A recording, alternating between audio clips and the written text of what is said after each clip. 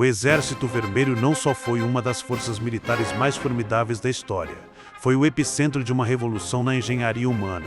Seus métodos eram tão efetivos que, inclusive hoje, os guerreiros mais letais do UC e os lutadores olímpicos mais temidos provêm dessa região.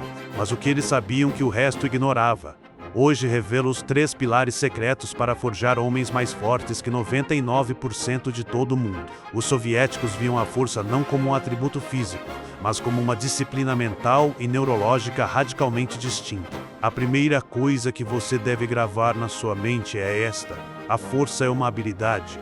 Você não treina apenas os seus músculos, você treina o seu sistema nervoso.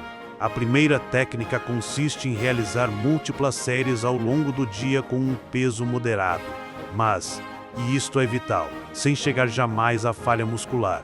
Soa estranho para a mentalidade moderna, mas funciona. Pense assim: se você quer ser um mestre em arremessos de basquete, você não lança a bola até que seus braços caiam de fadiga. Você pratica o movimento repetidas vezes com uma forma impecável. Os soviéticos aplicavam a mesma lógica. Praticavam os padrões de movimento que geram força repetidas vezes, ensinando ao sistema nervoso a recrutar mais fibras musculares simultaneamente. Um soldado soviético podia fazer um par de flexões ao despertar, outras 5 uma hora depois, e assim sucessivamente durante todo o dia. Por que isso é tão potente?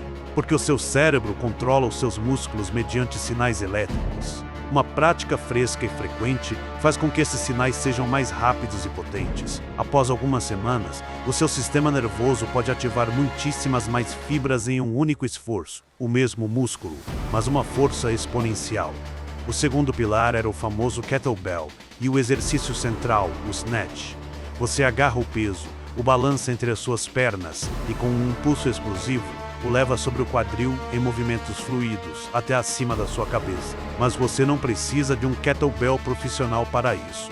Qualquer objeto pesado com o qual possa replicar o padrão serve. Os soldados russos faziam isso centenas de vezes sem parar. O objetivo não era apenas ganhar volume, mas construir um tipo de resistência brutal e específica.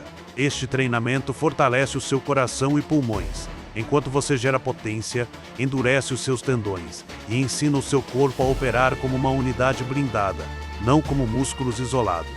O terceiro pilar consistia em fazer as suas articulações e tendões tão fortes quanto seus músculos. Ter potência bruta sobre articulações fracas é a receita perfeita para uma lesão garantida. Para evitar isso, eles se centravam em 3 coisas: barras e mergulhos para a parte superior do corpo, transporte de objetos pesados, como sacos de areia, e um trabalho de núcleo intensivo para blindar a coluna. Eles construíam corpos que não se rompiam diante de nenhum desafio.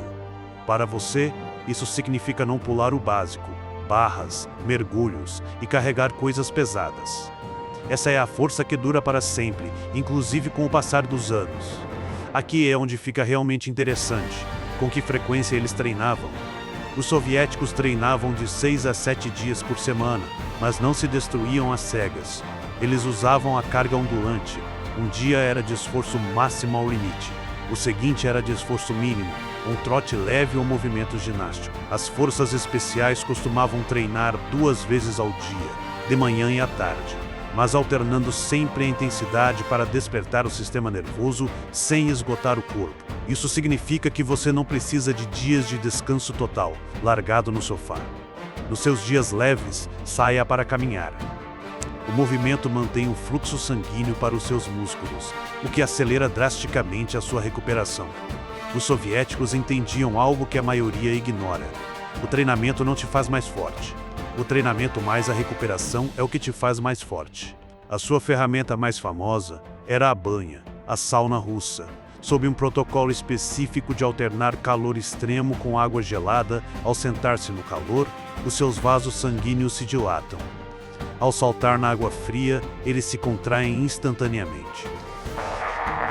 É essa mudança que funciona como uma bomba que expulsa os resíduos metabólicos, como o ácido lático, reduzindo assim a dor.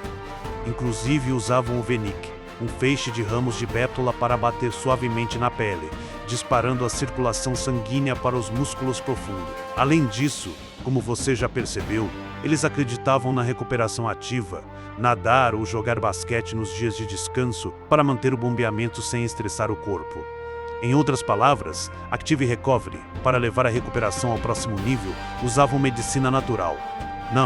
Não falo de esteroides nem dessa porcaria. Falo de ervas para gerenciar o estresse, que é o assassino número 1 da força. Cientistas soviéticos testaram a rhodiola rósea durante décadas em atletas olímpicos. Descobriram que ajudava a manter o alerta, melhorava o humor em situações críticas e reduzia a fadiga, inclusive em estado de esgotamento total. Hoje em dia sabemos que inclusive reduz o cortisol, o hormônio que destrói o músculo.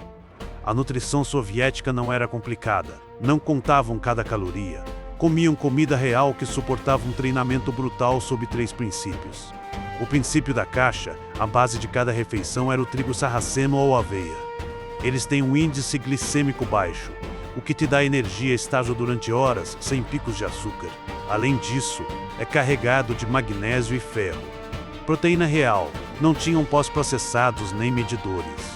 Comiam carne e, sobretudo, tvorog, um queijo tipo cottage, que é altíssimo em caseína, uma proteína de digestão lenta que libera aminoácidos durante horas. Os atletas o comiam antes de dormir para nutrir seus músculos durante toda a noite. Escalonamento, em períodos de treinamento muito duro, comiam muitíssimo. Não temiam ganhar um pouco de gordura se a força subisse. A maior refeição do dia sempre acontecia depois da sessão mais intensa. Muito bem, pessoal. Sei que é muita informação, então sugiro que voltem a assistir ao vídeo desde o princípio e que tomem notas. Você não precisa seguir tudo ao pé da letra. Escolha as peças que se encaixem melhor na sua vida e teste-as. Inscreva-se, porque te prometo que continuarei postando vídeos para que você alcance suas metas. Isso te ajudará muitíssimo. Obrigado por assistir e nos vemos no próximo.